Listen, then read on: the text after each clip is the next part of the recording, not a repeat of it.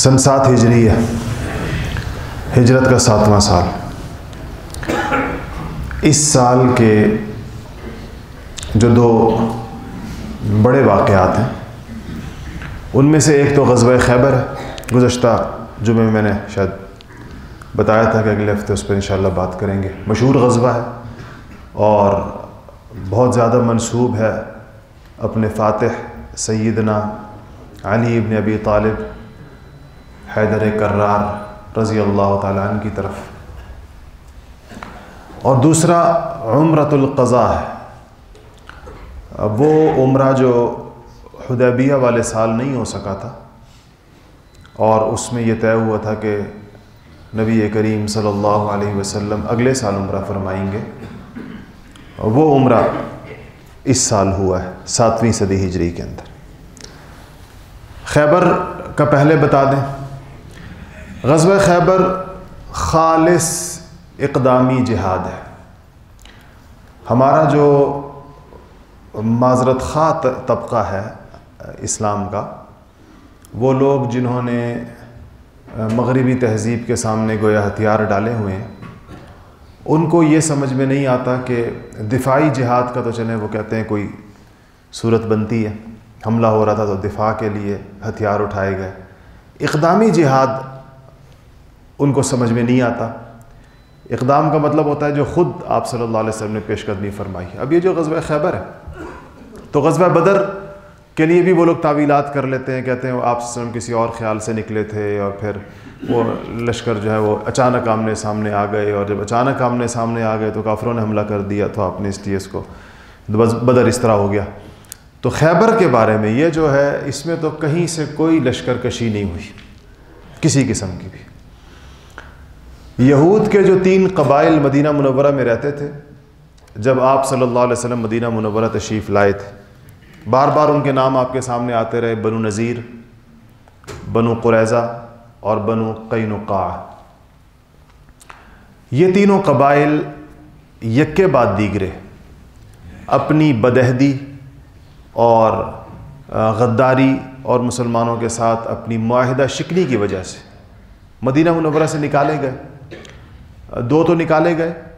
اور بنو قریظہ جو تھے وہ ذبح کیے گئے، سارے کے سارے مرد ان کے، تو اور عورتیں ان کی لونڈی اور غلام بنا کر بیچ دی گئیں۔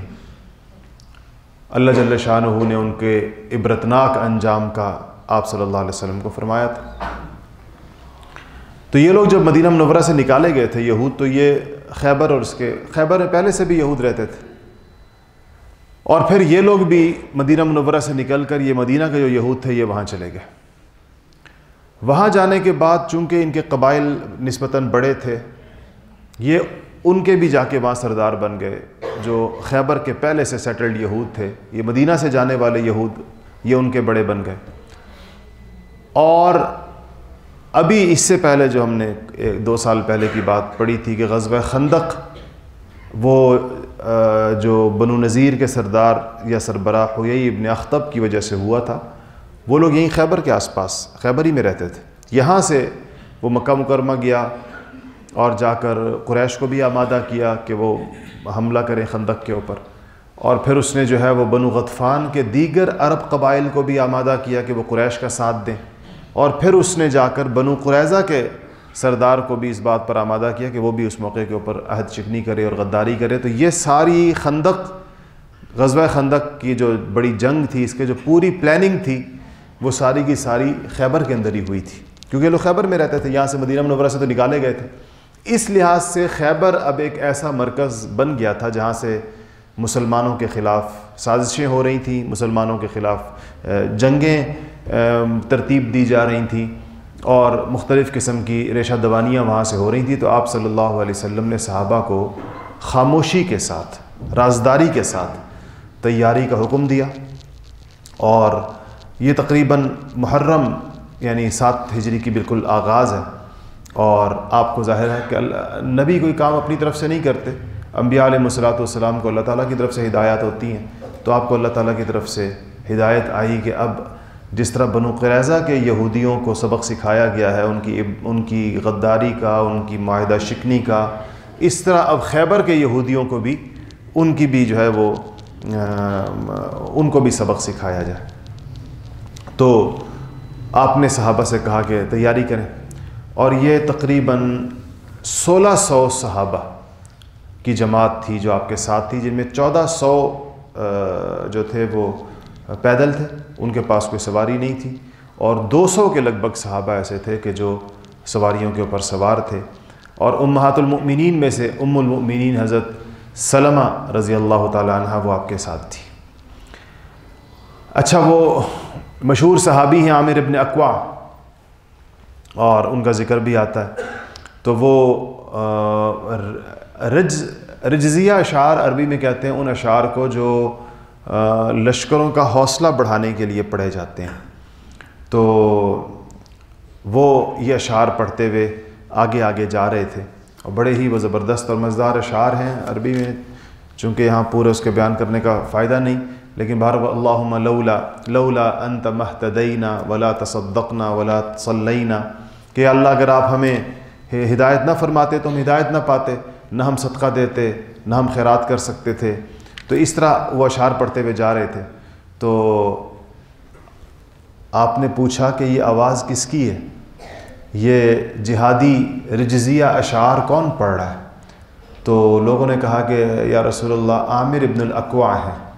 تو آپ نے فرمایا کہ یرحمہ اللہ، یرحمہ اللہ، اللہ تعالیٰ اس کے اوپر رحم فرمائے۔ بعض روایات میں آتا ہے کہ آپ نے فرمایا کہ غفر لک رب، اللہ تعالیٰ تیری مغفرت فرمائے، عامر ابن اقوع سے کہا۔ تو صحابہ کہتے ہیں کہ جب بھی حضور اکرم صلی اللہ علیہ وسلم کسی کو مغفرت کی دعا دیتے تھے کہ اللہ تیری مغفرت فرمائے، تو وہ شہید ہو جایا کرتا تھا۔ تو کہتے ہیں جیسے حضور نے کہا کہ عامر ابن اقوع سے کہ اللہ تعالیٰ تیری مغفرت فرمائے، تو عمر فاروق رضی اللہ تعالیٰ عنہ تو بڑے جری تھے، وہ کچھ کہہ دیتے تھے جو کوئی اور نہیں کہہ سکتا تھا۔ تو انہوں نے کہا کہ یا رسول اللہ، اب تو اقوع پر جنت واجب ہو گئی، کاش کہ آپ ہمیں کچھ دن مزید اقوع کی بہادری سے فائدہ اٹھانے دیتے۔ مطلب آپ نے اس کو ایسی دعا دے دی کہ اب تو اقوع گیا اور ان کی جنت تو پکی ہو گئی، آپ کچھ دن ہمیں مزید اقوع سے مستفید ہونے دیتے، اس کی بہادری کے جوہر ہم لوگ مزید دیکھتے۔ تو جب آگے گئے صحابہ کے جوش و خروش کا یہ عالم تھا کہ وہ بہت اونچی آوازوں میں نعرہ تکبیر بلند کر رہے تھے، اور وہ آوازیں اتنی بلند تھی کہ رسول اللہ صلی اللہ علیہ وسلم نے صحابہ سے اس موقع پہ فرمایا کہ تم جس کو پکار رہے ہو وہ بہرا نہیں ہے، اور اس لیے اتنی چیخیں مار مار کر اس کو پکارنے کی ضرورت نہیں، اپنے اوپر رحم کرو، مطلب اپنی جان کے اوپر رحم کرو، اتنا لڑنا بھی ہے، آگے جہاد بھی ہے، اور اس سے پہلے جو ہے وہ اپنے آپ کو اس طریقے سے تھکاؤ نہیں۔ اچھا، یہ ایک اور صحابی، اس موقع سے ایک بات درمیان میں ہے اور اسی موقع کی مناسبت سے ہے تو بتا دوں۔ ابو موسیٰ الاشعری مشہور صحابی فرمانے لگے کہ میں رسول اللہ صلی اللہ علیہ وسلم کی سواری کے قریب تھا، تو میں ذکر کر رہے تھے، صحابہ ذکر کرتے تھے، تو کہتے ہیں میں نے پڑھا کہ لا حول ولا قوت الا باللہ العلی العظیم۔ میں نے یہ پڑھا تو آپ صلی اللہ علیہ وسلم نے مجھ کو آواز دی۔ ابو موسیٰ تو ظاہر ہے ان کی کنیت ہے، ان کا نام عبداللہ ابن قیس ہے۔ تو کہتے ہیں کہ مجھے حضور نے فرمایا کہ اے عبداللہ ابن قیس، تو میں نے کہا لبیک یا رسول اللہ۔ تو آپ نے فرمایا کہ عبداللہ میں تجھے جنت کا خزانہ نہ بتاؤں؟ میں نے کہا یا رسول اللہ میرے ماں باپ آپ پہ قربان، ضرور بتائیے۔ تو آپ نے فرمایا کہ وہ یہ ہے لا حول ولا قوت الا باللہ العلی العظیم، جو وہ پڑھ رہے تھے۔ آپ کو ان کا یہ پڑھنا اتنا اچھا لگا اور یہ ذکر کہ ان کو کہا کہ یہ جنت کا خزانہ ہے، جو انسان اس کو پڑھتا ہے گویا کہ وہ جنت کو حاصل کرنے والا ہو جاتا ہے، یعنی یہ کلمہ جنت کی کنجی اور اس کا خزانہ، اس لیے اس کو پڑھنا چاہیے بہت زیادہ۔ اس کا مطلب بڑا پیارا ہے، لا حول ولا قوت الا۔ انسان جب بھی کوئی ایسا کام کرے، دیکھیں انسانوں کے کاموں سے اللہ تعالیٰ کی مدد اور نصرت،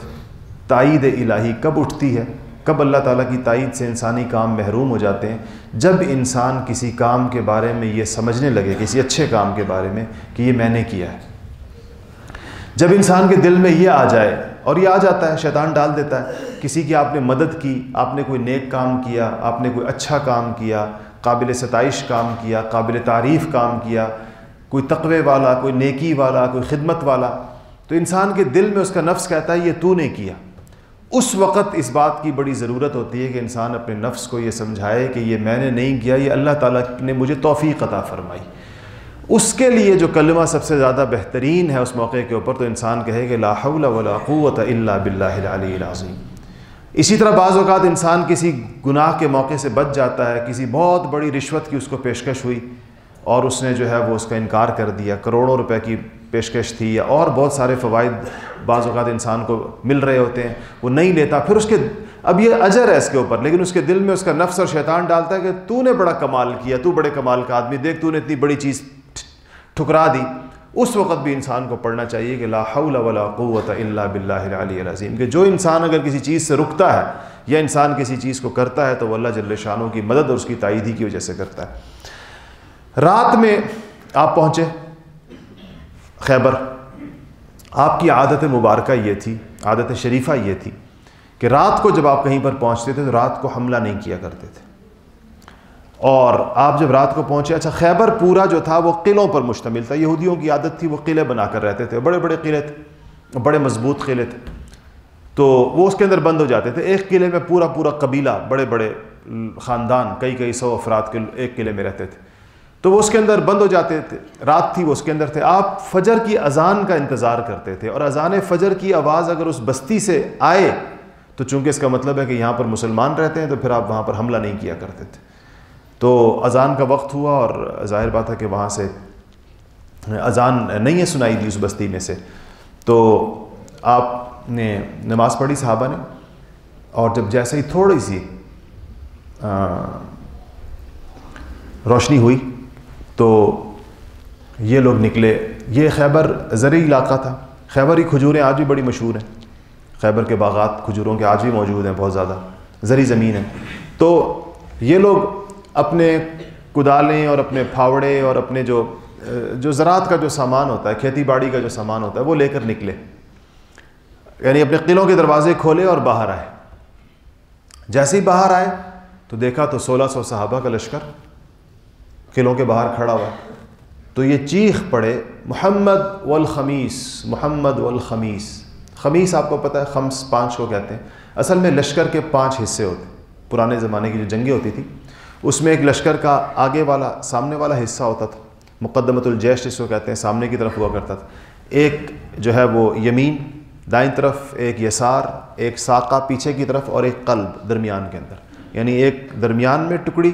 ریجمنٹس کہہ لیں مختلف، ایک سائڈ دونوں طرف، ایک آگے اور ایک پیچھے۔ تو چونکہ لشکر 5 حصوں کے اوپر مشتمل ہوتا تھا، اسے لشکر کے لیے ایک دوسرا نام جو استعمال ہوتا تھا وہ خمیس کا تھا، خمسہ سے، 5 سے، تو ان کا محمد الخمیس۔ تو اس کے بعد یہ لوگ فوراً واپس اندر کی طرف بھاگے،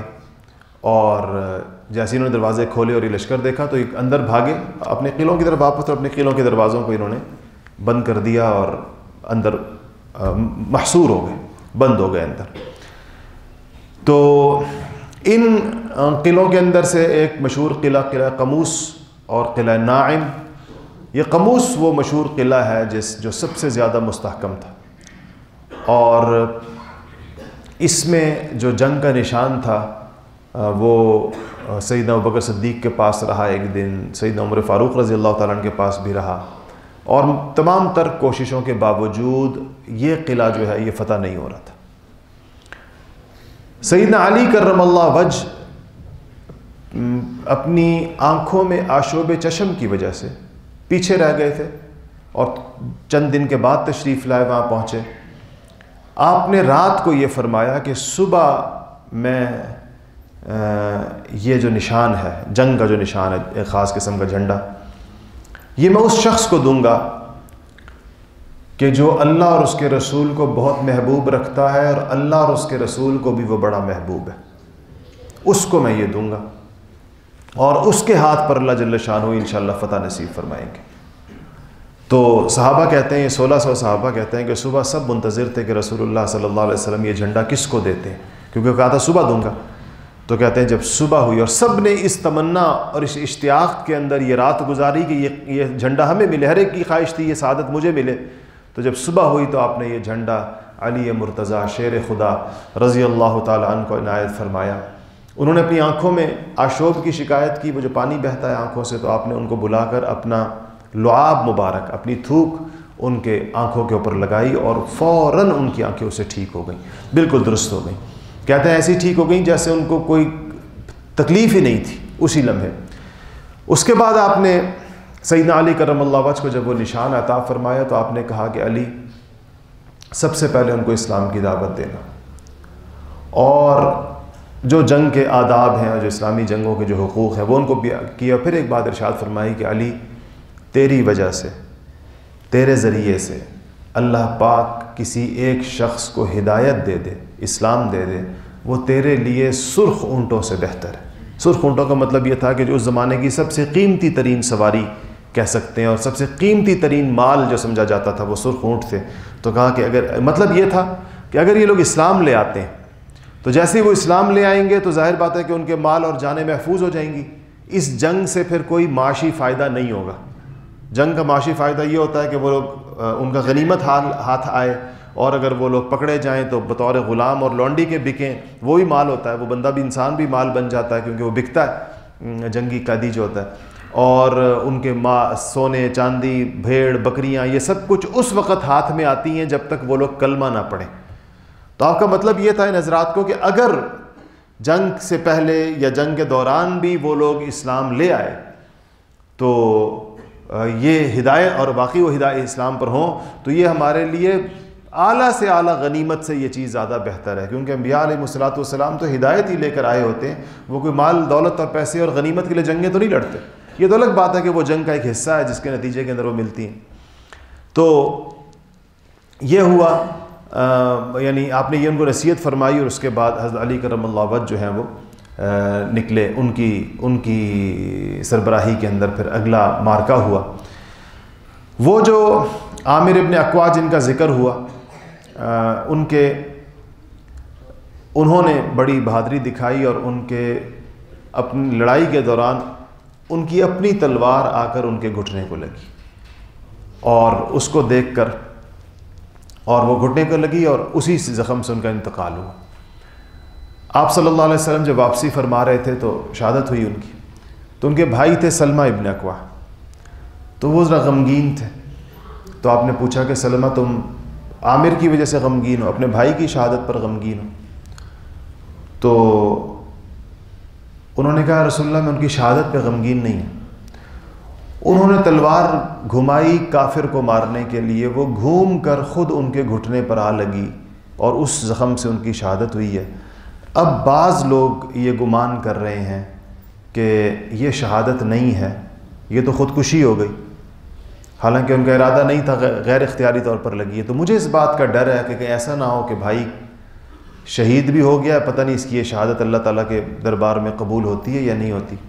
تو نبی کریم صلی اللہ علیہ وسلم نے فرمایا کہ جس نے یہ کہا عامر کے بارے میں اس نے غلط کہا۔ عامر بہت بڑا مجاہد ہے، اور پھر دو انگلیوں کا اشارہ کر کے فرمایا کہ اس کے لیے 2 اجر ہیں، 2 شہیدوں کا اجر ہے اس کے لیے، 2 شہیدوں کے برابر۔ اور اس کے بعد پھر آپ نے خود ان کی نماز جنازہ پڑھائی عامر ابن اقوا کی۔ اس کے بعد علی کرم اللہ وجہ کا مشہور واقعہ ہے جو مرحب کے ساتھ ان کا مقابلہ ہوا، یہودیوں کی طرف سے جو پہلوان نکلا تھا، اور حضرت علی کرم اللہ وجہ کا وہ مشہور شعر انا الذی سمتنی امی حیدرہ، میں وہ ہوں کہ جس کی ماں نے اس کا نام حیدر رکھا، علی کرم اللہ وجہ کہتے ہیں۔ جب باہر نکلے نا تو وہ اشعار پڑھتا ہوا آ رہا تھا اپنی بہادری کے، تو اس پر سیدنا علی کرم اللہ وجہ نے فرمایا کہ میں وہی ہوں جس کی ماں نے اس کا نام حیدر عربی کے اندر شیر کو کہتے ہیں، حیدر شیر کے مت، کہا کہ میں وہ ہوں جس کی ماں نے اس کا نام حیدر رکھا، اور میں جنگل کے شیر کی طرح خوفناک ہوں، میں جنگل کے شیر کی طرح ڈرانے والا ہوں، مہیب ہوں کہ مجھے دیکھ کر دشمن ڈرتے ہیں۔ اور جب انہوں نے یہ کہہ کر جو پہلی تلوار، وہ سر سے لے کر پاؤں تک مرحب جو ہے وہ لوہے کے اندر ڈھکا ہوا تھا، کوئی ایسی جگہ نہیں تھی اس کے جسم کے اندر کہ جو اس کے جس میں کہا جائے کہ یہاں پر تلوار ماری جا سکتی ہے، لیکن حضرت علی کرم اللہ وجہ کی تلوار تھی، ان کا نام ہی شیر خدا ہے، اور وہ ذوالفقار ان کو کہا جاتا ہے۔ انہوں نے جو اس کے سر میں تلوار ماری تو وہ تلوار لوہے کو چیرتی ہوئی اس کے سر کو کاٹتی ہوئی آدھے جسم تک اتر آئی نیچے، اور یہ ان کی وار تھا سیدنا علی کرم اللہ وجہ کا۔ اور اس کے بعد یہ قلعہ فتح ہوا، تو اس کے بعد اوسان خطا ہو گئی یہودیوں کے۔ اس کے بعد اور قلعے بھی تھے، چھوٹے چھوٹے بہت سارے تھے، لیکن یہ سارے کے سارے قلعے ایک کے بعد دیگرے فتح ہوتے چلے گئے۔ اس میں اسی جنگ کے اندر حیی ابن اخطب کی بیٹی حضرت المؤمنین حضرت سیدہ صفیہ رضی اللہ تعالیٰ عنہ جو ہیں وہ بھی قیدی بن کر آئی تھیں، اور پھر چونکہ وہ آپ صلی اللہ علیہ وسلم نے ہمیشہ جو معزز لوگ تھے ان کی عزتوں کا یا یوں کہہ لیں کہ ان کے مرتبوں کا اس اعتبار سے خیال رکھا، جس سے پہلے میں نے بتایا تھا غزوہ بنو مستلق میں جو اس کے سردار تھے بنو مستلق کے حارث، ان کی بیٹی حضرت سیدہ ام المؤمنین جویریہ رضی اللہ تعالیٰ عنہ آئیں تھیں، ان کے ساتھ بھی نبی کریم صلی اللہ علیہ وسلم نے ان کے ساتھ خود نکاح فرمایا۔ حضرت صفیہ رضی اللہ تعالیٰ عنہ بہت ہی باکمال خاتون تھیں، اور حالانکہ ان کا سارا خاندان خیبر کی جنگ کے اندر مارا گیا تھا، اور اتنا ان کے خاندان میں جانی نقصان ہوا تھا کہ جب آپ صلی اللہ علیہ وسلم نے ان سے نکاح فرمایا اور جب آپ نے رخصتی ہوئی جس خیمے میں رات گزاری، تو ایک صحابی اس خیمے کے باہر ساری رات پہرا دیتے رہے، رخصتی کی رات۔ تو صبح حضور اکرم صلی اللہ علیہ وسلم نے جب باہر نکلے دیکھا تو وہ کھڑے ہیں، تو ان سے کہا تم یہاں کیوں کھڑے ہو؟ اس نے کہا رسول اللہ اس خاتون کے جن سے آپ نے نکاح کیا اس کے باپ بھائی چچے سارے مارے گئے اس جنگ کے اندر، اور اس کے فوراً بعد اس سے آپ کا نکاح ہوا ہے، مجھے خطرہ تھا، مجھے اطمینان نہیں تھا، میں نے ساری رات آنکھوں میں کاٹی ہے یہاں پر۔ تو آپ صلی اللہ علیہ وسلم نے اس کے اوپر ان کو دعا دی۔ لیکن ام المؤمنین حضرت صفیہ رضی اللہ تعالی عنہا نے ایک جگہ پر آپ نے رخصتی کا ارادہ فرمایا خیبر سے نکلتے ہی کہ یہاں پر پڑاؤ ڈالا جائے اور رخصتی ہوگی ہے صفیہ کی، تو صفیہ نے فرمایا کہ نہیں یہاں پر نہیں، تو آگے۔ تو جب آگے چلے گئے تو جا کر جہاں پر پھر وہاں ایک اور جگہ پڑاؤ ڈالا کافی دور، تو آپ نے وہاں صفیہ سے پوچھا کہ صفیہ تم نے پچھلی جگہ جہاں ہم نے پڑاؤ ڈالا تو تم نے وہاں کیوں انکار کیا؟ انہوں نے کہا کہ وہ جگہ وہاں سے کچھ لوگ خیبر سے فرار بھی ہوئے تھے، بھاگے بھی تھے یہودیوں میں سے، تو کہا وہ جگہ ان کی جگہوں سے قریب تھی، اور مجھے آپ کے بارے میں خطرہ تھا کہ ایسا نہ ہو کہ وہ لوگ وہاں پر آپ پر یا اپنی ہی قوم کے بارے میں کہہ رہی ہیں جو ان کی سابقہ قوم تھی۔ اچھا، بیویوں کے درمیان تو بات ہو جاتی ہے بعض اوقات، تو کہیں امہات المؤمنین کے درمیان آپس میں کوئی تھوڑی نوک جھونک ہو گئی، تو انہوں نے حضرت صفیہ کو یہ طعنہ دیا کہ یا ابنت یہ یہودیہ، اے یہودی کی بیٹی، حضرت صفیہ سے کہا۔ حضرت صفیہ بہت اداس ہوئی، اس بات پہ مسلمان ہو چکی تھیں۔ آپ صلی اللہ علیہ وسلم تشریف لائے تو حضرت صفیہ بہت ہی دل گرفتہ بیٹھی تھیں یا رو رہی تھیں، تو آپ نے پوچھا صفیہ تم کیوں غمزدہ ہو؟ تو انہوں نے نام لیا کہ ان امہات المؤمنین نے، میری سوکنوں نے مجھے کہا ہے کہ تو یہودی کی بیٹی ہے۔ تھی تو صحیح یہودی کی بیٹی، لیکن ظاہر بات ہے مسلمان تھی، تو حضور نے فرمایا کہ تم ان سے یہ کیوں نہیں کہتی صفیہ جواب میں کہ میں ہارون علیہ السلام میرے باپ ہیں، اور موسیٰ میرے چچا ہیں، اور محمد الرسول اللہ میرے شوہر ہیں، کہ مجھے تم ان کو جواب کہ تم لوگ اگر ایک نبی کی بیوی ہو، میں تو نبیوں کی بیٹی اور بھتیجی بھی ہوں اس کے ساتھ، کہ میرا باپ ہارون تھا اور میرا چچا موسیٰ تھا اور محمد الرسول اللہ میرے شوہر ہیں۔ تو جب آپ نے یہ ان کو کہا تو اس پر صفیہ کھل اٹھی اور بڑی خوش ہوئی۔ ان کو بھی اپنی اس فضیلت کا اندازہ نہیں تھا کہ حضور نے فرمایا کہ تو دونوں طرف سے نبیوں کے ساتھ رشتہ داری ہے، تیری کی تو اولاد بھی نبیوں کی ہے اور بیوی بھی نبی کی ہے۔ تو یہ حضرت صفیہ رضی اللہ تعالی عنہ جو ہیں وہ اس مشہور یہ جو غزوہ خیبر ہے اس میں یہ آئے تھے۔ اچھا، پھر یہ ہوا کہ جب یہ نکل گئے یہودی، یہاں سے کچھ لوگ بھاگے، بہت سارے پکڑے گئے، ان کا انجام کیا ہوا؟ یہ سب لوگ پھر آپ کے پاس آئے اور انہوں نے آپ سے کہا کہ اگر ہم یہ جگہ چھوڑ دیں اور ہم یہاں سے چلے جاتے ہیں خیبر کو چھوڑ کے، تو آپ نے اس کو منظور فرمایا کہ چلیں ان کو یہاں سے، مطلب یہ لوگ پہلے مدینہ سے جلا وطن ہو کر یہاں آئے تھے، اب یہاں سے جلا وطن ہو رہے تھے، تو یہ اس بات کو آپ نے منظور کیا۔ تو جب پھر انہوں نے خود ہی ایک پیشکش کی اور کہا کہ ہم ایک اور کام کر سکتے ہیں کہ یہاں پر آپ لوگ جو ہیں ظاہر یہاں رہیں گے نہیں، یہ زمینیں بڑی آباد ہیں، زرخیز ہیں، اور ہمیں زمینداری کا سلیقہ بھی ہے، طریقہ بھی آتا ہے، تو ہم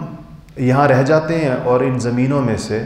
مسلمانوں کے بیت المال کو خراج ادا کیا کریں گے، یعنی ان زمینوں کو ہم بوئیں گے، اس میں کام کریں گے اور پھر ایک بہت بڑا حصہ جو ہے بیت المال کو دیں گے۔ اس بات کو مسلمانوں نے منظور کر لیا، نبی کریم صلی اللہ علیہ وسلم نے منظور فرما لیا۔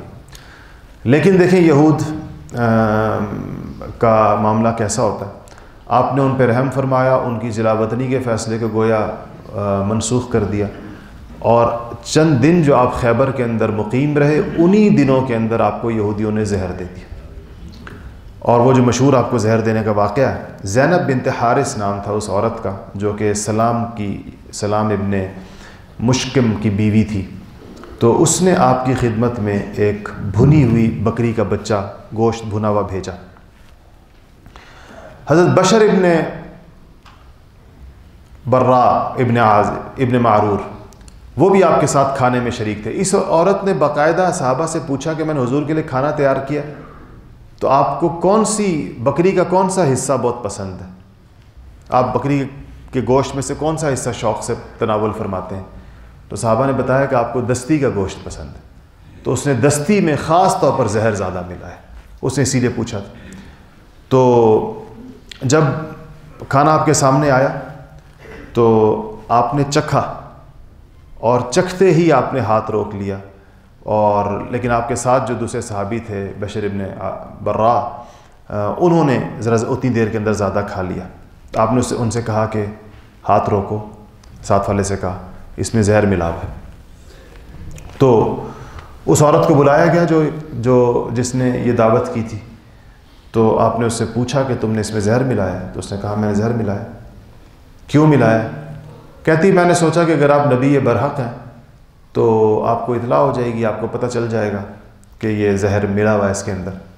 اور اگر آپ نبی برحق نہیں ہیں تو ہماری آپ سے جان چھوٹ جائے گی، تو اس لیے ہم آپ سے نجات پا جائیں گے. آپ چونکہ صحابہ نے کہا کہ ہم اس عورت کی گردن مارتے ہیں، آپ چونکہ اپنی ذات کے بارے میں، جو ذات کے ساتھ جس چیز کا تعلق ہوتا تھا، اس پہ انتقام نہیں لیا کرتے تھے. انتقام آپ نے جن لوگوں سے لیا ہے تو وہ نبوت کا مذاق اڑانے پر، رسالت کا مذاق اڑانے پر، اللہ تعالیٰ کا آپ کو ذاتی تکلیف اگر کسی نے پہنچائی ہے اس کو تو آپ نے معاف فرمایا. تو آپ نے اس پر صحابہ کو اجازت نہیں دی اس عورت کی گردن اڑانے کی، اور اس کو معاف کیا آپ نے اپنی طرف سے. لیکن وہ صحابی جو آپ کے ساتھ بیٹھے ہوئے تھے، دوسری روایت حدیث کی روایت سے پتہ چلتا ہے کہ بشر ابن برا جو تھے ان کا انتقال ہو گیا اس زہر کے کھانے کی وجہ سے. اب تو اس عورت پہ قتل کا مقدمہ بن گیا، یعنی قتل اس پر آ گیا. ابھی تک تو صرف اٹیمپٹ تھا، کوشش تھی، اب تو قتل آ گیا. اور اس کا تعلق اب ظاہر بات ہے کہ آپ کی ذات سے کی بجائے ان صحابی کے لواحقین کے ساتھ تعلق ہو گیا جو ان کے وہ تھے. تو آپ نے اس کا معاملہ جو ہے ان کے خاندان کے حوالے کیا. اور دو روایتیں آتی ہیں، ایک زیادہ سیرت نگار یہ کہتے ہیں کہ پھر حضرت بشر ابن برا کے لواحقین نے اس عورت کو قصاصاً قتل کیا. جس طرح اسلام میں قتل کے بدلے میں جو قتل ہوتا ہے تو وہ عورت پھر اس کے اندر لے کر آئی. تو ایک روایت جس طرح میں نے بتایا کہ جب آپ صلی اللہ علیہ وسلم نے کہا کہ میں نے تجھے معاف کیا، تو وہ روایت یہ بھی ہے کہ پھر وہ عورت مسلمان ہو گئی. اس نے کہا کہ چونکہ آپ کو پتہ چل گیا کہ اس کے اندر زہر تھا تو اس سے پتہ چلتا ہے کہ آپ نبی برحق ہیں. اچھا، اس کے بعد یہ ہوا کہ آس پاس کے جو علاقے تھے مسلمانوں کی، یہاں کی اس فتح کا فوری فائدہ یہ ہوا کہ آس پاس جو جگہیں تھیں وہ لوگ خود ہی آ گئے اور بغیر کسی جنگ کے انہوں نے آ کر ہتھیار ڈال دیے. وہ جو فدق کا مشہور باغ ہے جس کی وہ بھی اسی موقع کے اوپر غنیمت میں آیا تھا. اور چونکہ وہ غنیمت میں فدق کا جو آپ نے شاید باغ فدق کا قصہ سنا ہوا ہوگا، وہ اسی موقع کے اوپر آیا تھا، قریب تھا خیبر کے، بغیر جنگ کے فتح ہوا تھا. تو آپ نے اس کو اپنے مصرف کے لیے رکھ لیا تھا، اپنے خرچ کے لیے اس کی آمدن کو. اور چونکہ آپ نے واضح طور پر یہ ارشاد فرمایا تھا کہ ہم جو ہیں معاشر الانبیاء، ہم دراہم و دینار کی میراث نہیں چھوڑتے،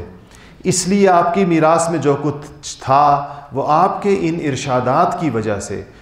صحابہ کرام کے اجماع کے ساتھ اور سیدنا ابوبکر صدیق رضی اللہ تعالیٰ عنہ کے دور خلافت میں آپ کی تمام میراث بیت المال میں جمع کر دی گئی تھی.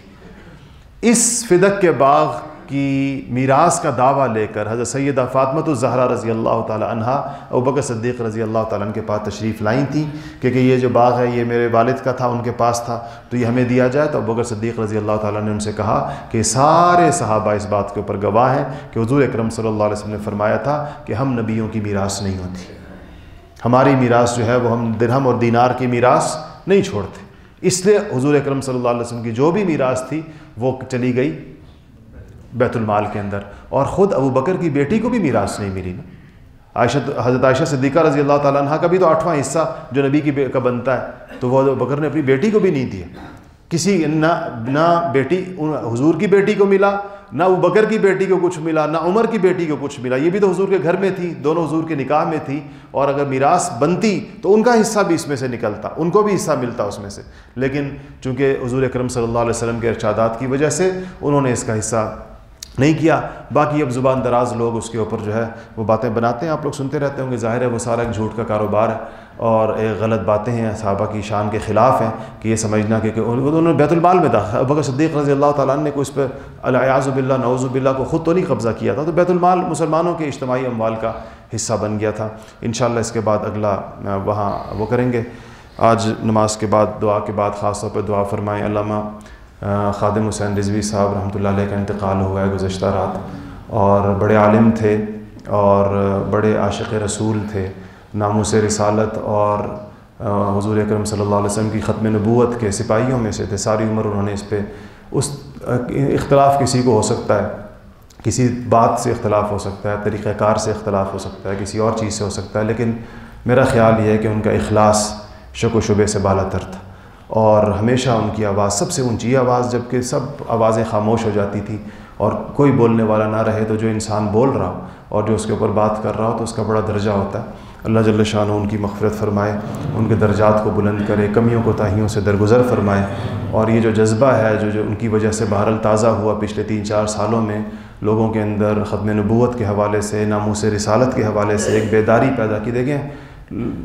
جو ہم سارے لوگ گھروں میں بیٹھنے والے، ہمیں تو سچی بات یہ ہے کہ کوئی حق ہی نہیں ہے کہ ہم کسی کے اوپر تبصرہ کریں۔ میدان میں جو لوگ ہوتے ہیں، باہر نکلتے ہیں، کمیاں بھی ہو سکتی ہیں، کوتاہیاں بھی ہو سکتی ہیں، اس طریقہ کار سے کسی کو اختلاف بھی ہو سکتا ہے، لیکن سچی بات یہ ہے کہ یہ معاملات آخرت کے اندر کھلیں گے، اور آخرت کے اندر پتہ چلے گا کہ کس کی سعی کو، کس کی کوشش کو، کس کی محنت کو، کس کے اخلاص کو، کس کی قربانی کو، کس کے جذبے کو اللہ جل شانہ نے کیا وزن دیا، اور حضور اکرم صلی اللہ علیہ وسلم کی بارگاہ کے اندر اس کی کوششیں کیسی مقبول۔ یہ سارے معاملات ایسے ہیں جو کہ آخرت میں، اس لیے اس میں ہمیں بحیثیت مسلمان ہمیں حسن ظن کرنا چاہیے، اچھا ظن رکھنا چاہیے، اچھا گمان رکھنا چاہیے کہ ہو سکتا ہے ان چیزوں، یہ لوگ مخلصین جتنے بھی جو لوگ اپنا کام اخلاص سے کر رہے ہوتے ہیں، اس میں انسانوں کی کمیاں کوتاہیاں اگر بشری تقاضوں کے تحت کچھ ہو بھی جائیں تو اللہ تعالیٰ کے ہاں معاملہ بالکل اور طرح کا ہوتا ہے۔ لیکن جو میں جب بھی سنتا تھا ان کی باتوں کو تو دل میں یہ ہمیشہ آتا تھا کہ یہ باتیں، جو بندہ دل سے باتیں کر رہا ہوتا ہے تو بات اسی طرح کی ہوتی ہے۔ باقی ان کا ایک اپنا لب و لہجہ تھا، ایک اپنا ان کا انداز تھا، عوامی خطبہ عوام کی زبان کے اندر گفتگو کرتے ہیں، تو اس لیے اس میں ایک بہرحال ایک بڑی اونچی اور توانا آواز، ایک ایسی جرت مند آواز، بے باک اور بے خوف آواز جو ہے وہ کل خاموش ہو گئی، اور ساری عمر رسول اللہ صلی اللہ علیہ وسلم کی عظمت کے ترانے گاتے ہوئے پوری عمر اسی کام میں گزری، ساری صبح سے لے کے شام تک، جس طرح کسی انسان کا یہی وظیفہ ہو۔ اللہ درجات بلند فرمائے، اور اللہ جل شانہ یہ جذبہ اس امت کے اندر ہمیشہ زندہ رکھے۔